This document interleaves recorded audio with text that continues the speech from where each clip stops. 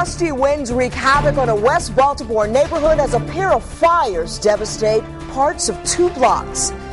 Good evening, I'm Kelly Swoop. Crews were called to North Calhoun Street around 5:30 this afternoon. From there, the wind helped the flames spread to nearly a dozen units. ABC 2 News' Pete O'Neill is live in West Baltimore tonight. Pete, do they have everything under control finally? Well, Kelly, call just came out in 1300 block Calhoun Street just now. A couple fire engines just arrived. The fire started over again. It rekindled because the winds had picked up tremendously.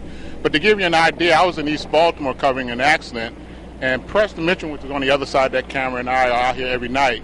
And we take these things and we pull up on scenes, and when I pulled up on this scene, you wouldn't believe the mayhem. The fire started in about 3 vacant homes. The fire department couldn't get in because the vacant homes were boarded up and was bricked up. And next thing you know, it jumped the street, caught on a couple of other houses, and next thing you know, it just broke out to where it even jumped into a whole nother neighborhood 2 blocks away. But tonight, I'm going to let the folks tell you their own story.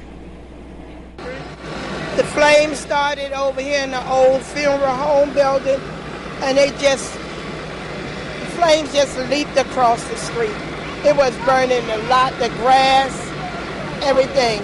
First it was burning the houses on the end. It didn't look like it was going to come over to my house, but it did. And one of these is your houses too? 1359, that's my house. I lost everything. Everything. I saw the fire, which is on the right side of the street now.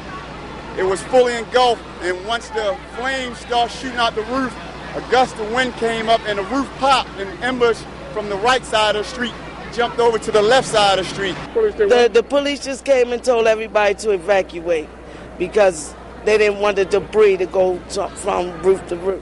She was in the shower, and I'm like, "Ma, come on," because the house is catching on fire. So police came and we all got out. This is our time as a church to reach out and wrap our arms around our neighbors, around our community. This is a time for us to show strong in our faith and our trust in God, and to be God's vehicle to minister to the needs of the people. They just leaped across the street. Just leaped across the street. I don't have anything. It's all gone. It's all gone. You got your family though, right? I got my family, and I lost my cat. I don't know where my cat is. I wanted them to kind of tell you their own story.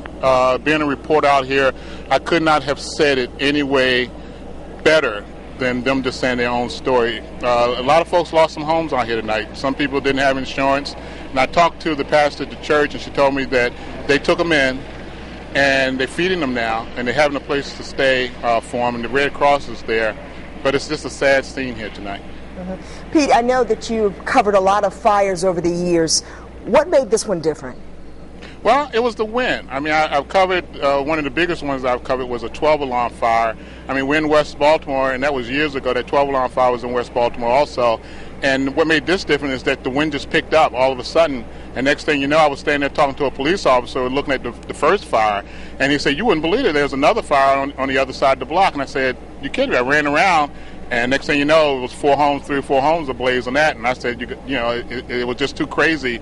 And, again, some more people lost their homes. So tonight is still an active scene.